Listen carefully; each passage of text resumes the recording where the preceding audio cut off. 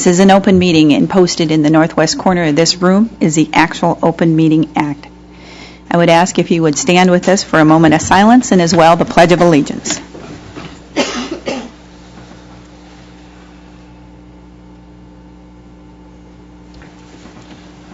I pledge allegiance to the flag of the United States of America and to the republic for which it stands, one nation, under God, indivisible, with liberty and justice for all. We'll continue with roll call. Coy. Here. Lange. Here. Merrill. Here. Clausen. Here. Murin. Brenneman. Here. Faust. Here. Saunders. Here. All right, and under action items, I would ask for a motion to approve the consent agenda as appeared before you. So moved, Your Honor. Second. There's been a motion and a second to approve the consent agenda. Please vote. All council members voting in the affirmative. All right, and as well, I ask for a motion to approve the full agenda as provided you. So moved. Second. Motion with a second to approve the full agenda. Again, please vote. All council members voting in the affirmative. All right, under special presentations tonight, 25th Street reconstruction update. Dennis?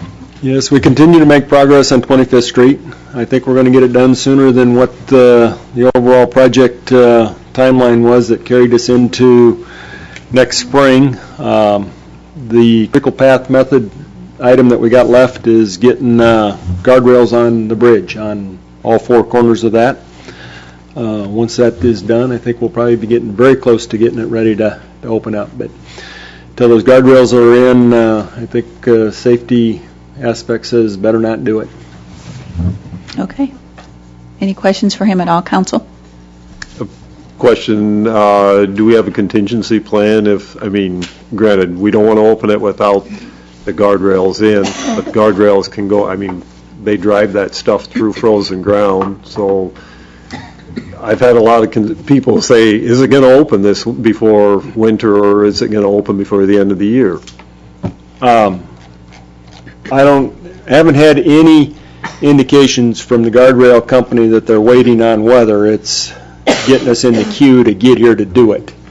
And I agree that they should be able to drive or drill those holes even if we do get a little bit of frost. But next 10 days look real good for that not occurring. Anyone else with any questions? Dennis, Okay. you don't have any timeline, or it's just whenever that contractor gets here and gets the work done? That's the holdup, is getting him here. They worked all weekend down on Highway 81, so they've been busy beavers around town. But Some things are out of your control is what you're saying. that's exactly right. Okay, all right. All right, thanks, Dennis. Let's move on then to public hearings. First is a public hearing at the request of Peterson Becker Development for a zoning change from R3 to R1 for property located on the east end of Marconet Circle. I will open this public hearing, and Trent, are you going to talk to this for us? You want to start? I can. This is a request from Pete Becker and Johnson Engineering, who is doing the work up there on a 3.5 acre tract. Basically, we've got R1 zoning to the north, and we're going to be tying that in with that other R1 zoning there. That's at Pete Becker's request, and we do not have any issues with that. The comp plan shows single-family residential. So. Okay. Pete? Hey, Dick, I don't. You want to speak to it, Dick? Oh, if you want me to, go ahead. Is it on? You're on. I'm sitting right. Okay, can you hear me now, Dale? I'm Dick Johnson, and I'm representing Pete Becker in this zoning change. The property in question is bounded on the north by the houses in Berry Hill on Pinnacle Drive, and on the south by a 5 acre lot of record owned by Myron Crone. and then also a little bit on the south of your fire station. It's zoned R3, and Pete and I don't know how that happened. The land further east, we got zoned R3 quite a few years ago, and apparently this got included somehow, and Pete would like it to have it zoned back to R1. So. Okay. Any questions at all for Dick? Looks to me like a... Dick, one question, is the entire track R3 that we're seeing on the sketch here then? The 3.5 acres? Yeah, I'm assuming that's the track the search track? Yes, that's R3 now, and the area to the east of it is also zoned R3, but we want to keep that at R3, but we don't, like I said, we don't know how this 3.5 acres got zoned that way. Okay. So. I can see it. Thank you. Okay, thank you, Dick. Council, any other questions at all? Okay, this is a public hearing. Is there anyone in the audience that wants to speak to this or may have questions? If not, then, do we have a Planning Commission report, Beth? The Planning Commission held a public hearing on November 6, 2012, at the request of Peterson Becker Development to change a property from R3 multiple family to R1 on the east end of Martinet Circle. Peterson Becker is requesting the zone change on 3.5 acres of the property abutting the Berry Hill subdivision. The entire subdivision is zoned R1 except this parcel, so the zone change will complete the R1 designation. And the parcel is located on the east end of Martinet Circle and will have access off the circle. The Planning Commission recommends the zone change on an 8-0 vote. Okay, with that then, I will close this public hearing and ask for a motion for a consideration of ordinance number 5236, approving the zone change as requested. Your Honor, I would introduce ordinance number 5236 on first reading. Second. We have a motion with a second. Any further discussion at all? If not, please vote. Can we have the short title? Oh, short title. Yeah. An ordinance of the City of Norfolk, Madison County, Nebraska, amending the zoning district map of the City of Norfolk, Nebraska, providing when this ordinance shall be in full force and effect, and providing for publication of this ordinance in pamphlet form. All right. Now please vote. All council members voting in the affirmative, ordinance 5236 carries on first reading. I'd move we suspend the rules and pass ordinance 5236 on second and third. Second. A motion with a second to suspend the rules and pass on second and third. Please vote. All council members voting in the affirmative, ordinance 5236 carries on second and third. Okay. Very good. Then under the regular agenda, first item is consideration of approval of a low bid and warranty options for a total of $79,015 received by Peterbilt of Norfolk for a replacement dump truck to be used by the street division. Can I have a motion for consideration of? So moved, Your Honor. Second. A motion with a second. Someone going to speak to this? Mr. Miller. Yes, Your Honor, I put this on, the next two items are mine, just to talk a little bit about them.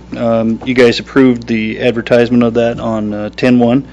We mailed the advertisements out a couple days later. We sent them to 7 vendors. We received 4 back on November 9th. We opened them. The low bid was from Peterbilt of Norfolk for $76,815. They gave us a couple options for some extended warranties that we decided to go ahead and take, which still kept them as the low bidder. The range of bids was the $76,000 to $88,000, and we've got $80,000 budgeted for that replacement truck, and we are trading in a 1995 truck. So,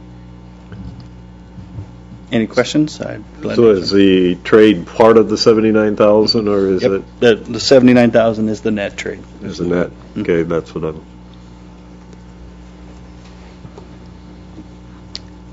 Any other questions for Gary? All right, we ready to vote then? We have a motion and a second. We've heard from Gary, so we'll vote.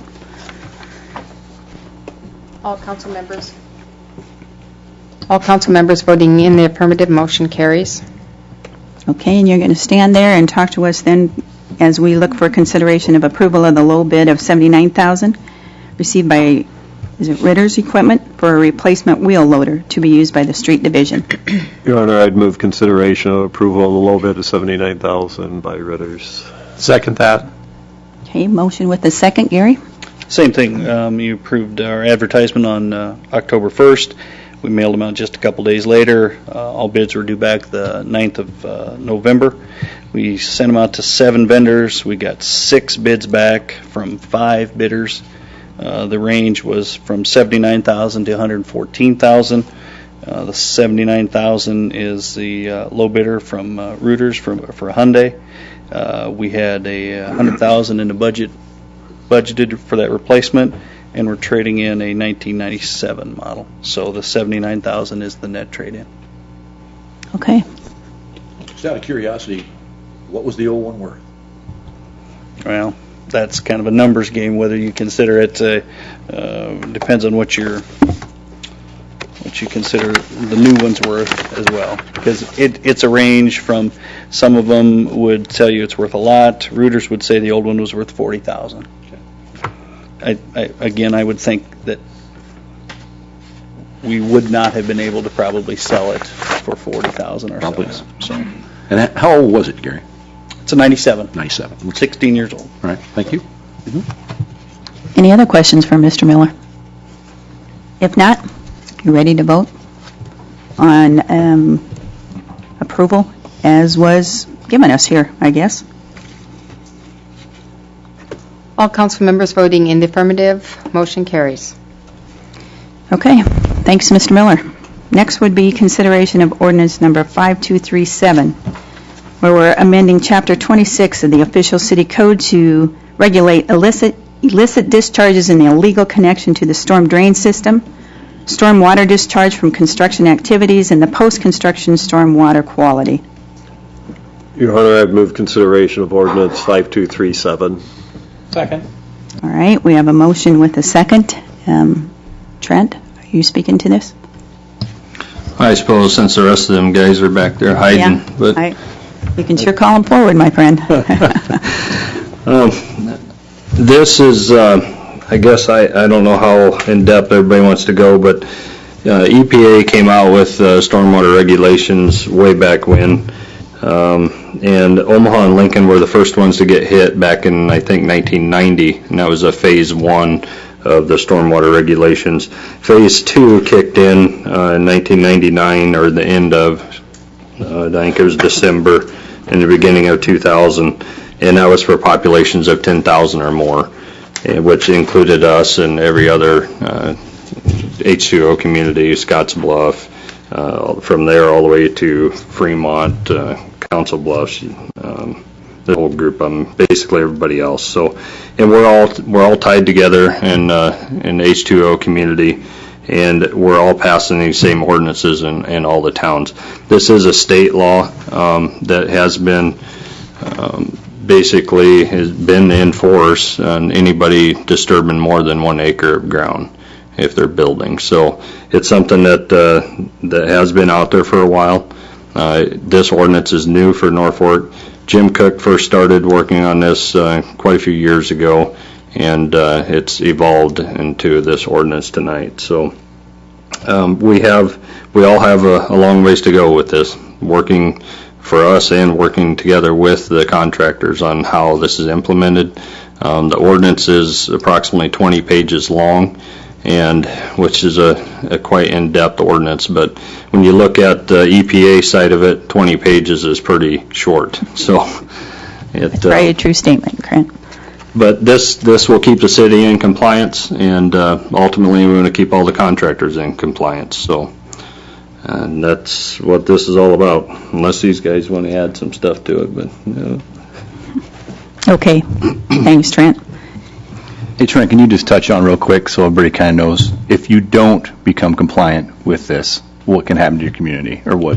Well, if us as a city or a government agency do not, if we choose to not comply, There's been some other cities that's made that choice, and it was a bad choice. The fines and the amount, when EPA comes in and does an audit, and they find that you are lacking, or these ordinances are not in effect, then they will tell you exactly how to put them into effect. And 20 pages will turn into possibly who knows how many pages. So our ordinance is very simple. It meets the minimum requirements as per EPA. And I would like to stay at the minimum if I could, so. Trent, last week I heard your interview on WJG with Susan Reisinger and Mark both, and you guys did a nice job with that. Well, I don't know. You always got a job in radio if you want one, I suppose. One of the things that struck me about that, and if you just speak to this for a minute, compliance by the average citizen. Sure. I think the example you mentioned on the interview was if you washed your car and some of that water came out in the street, you would not be in compliance with the ordinance. Well, and if you cut the grass and you blew some grass out in the street, once again you're in violation. I understand that that's way on the other end of it, but I think the folks would probably appreciate how you're going to look at this. Sure.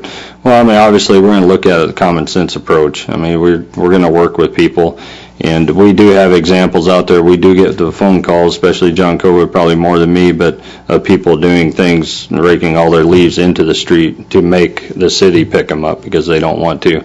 That part, and we do have conversations with those type of people. We do send them letters, and if so, we'll cite them.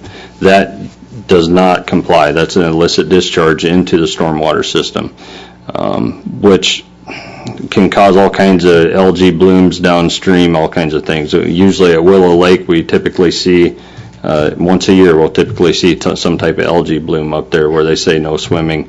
Most of that comes from that type of material, organic matters and even over-fertilization. And we all have a lot to learn and what we leave for our great-grandkids and so on.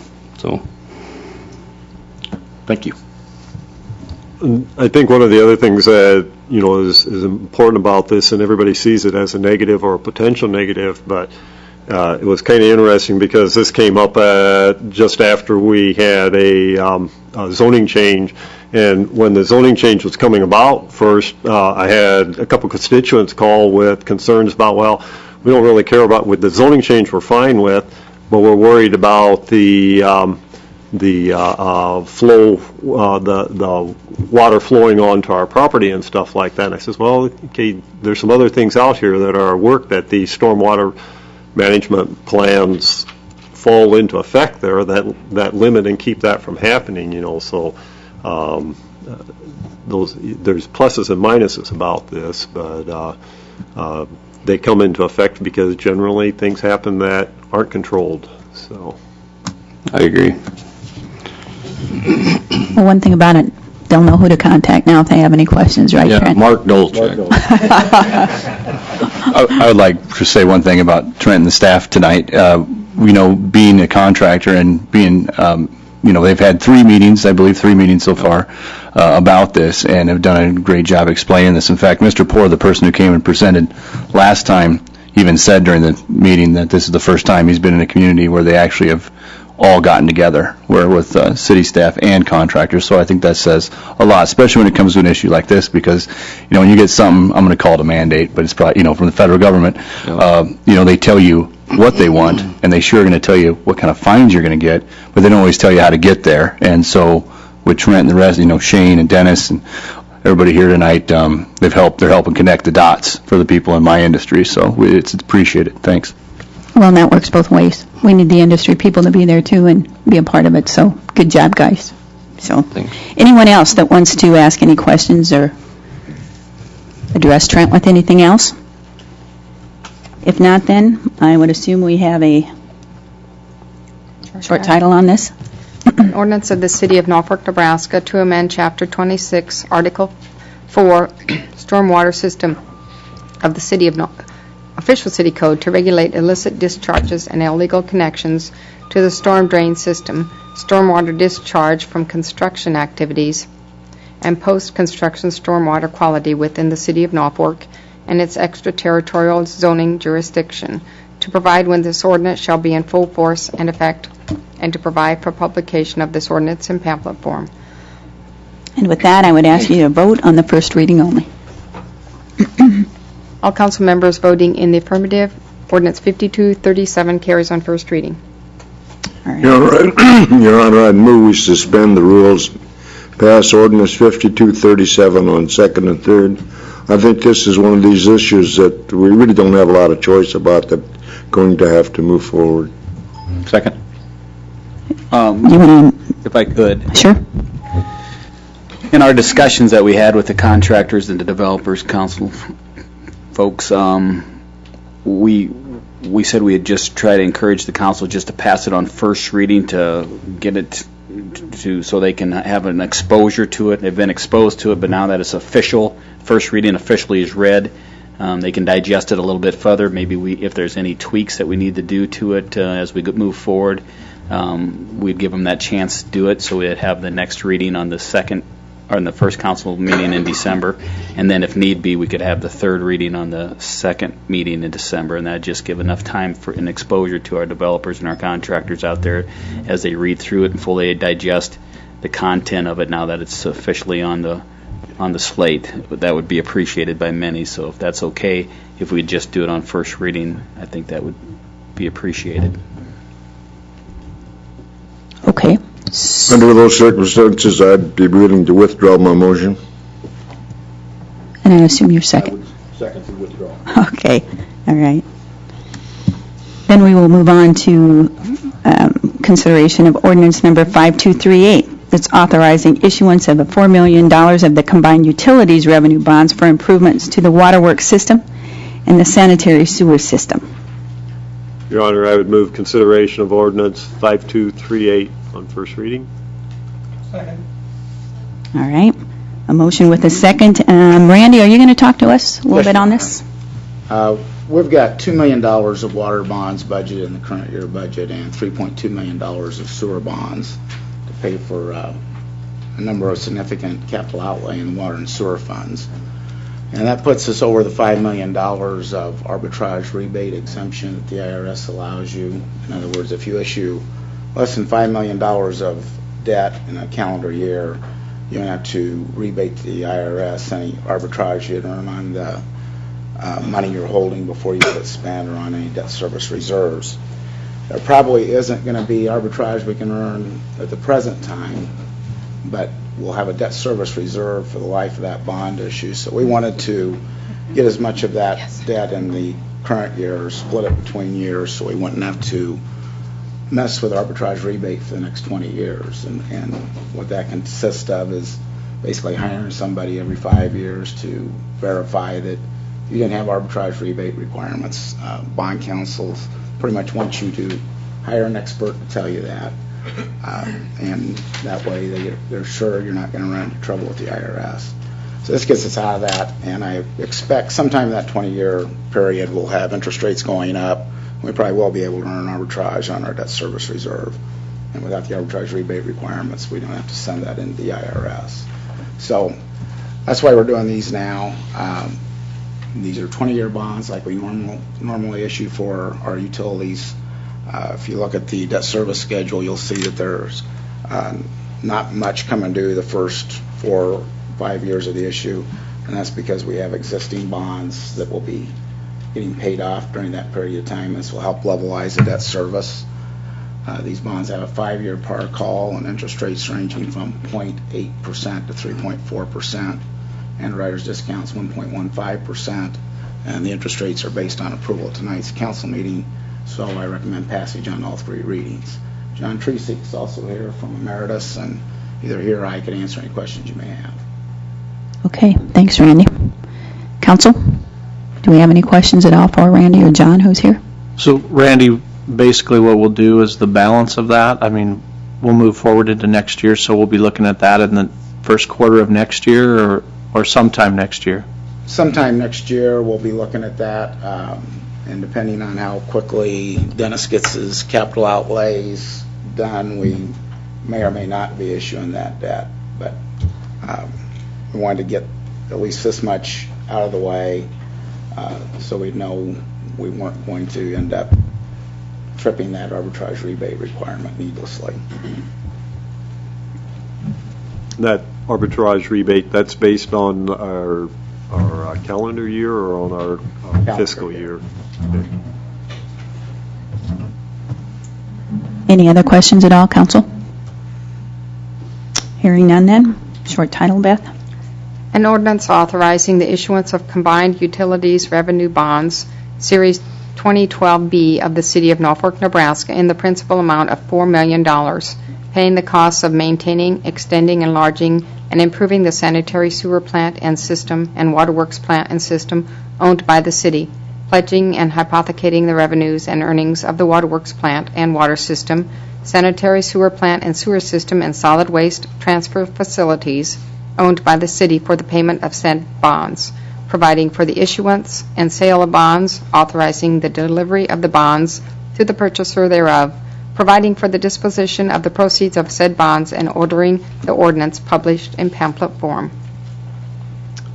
Please vote. All council members voting in the affirmative, ordinance 5238 carries on first reading. Your Honor, I'd move that we suspend the rules and pass ordinance 5238 on second and third.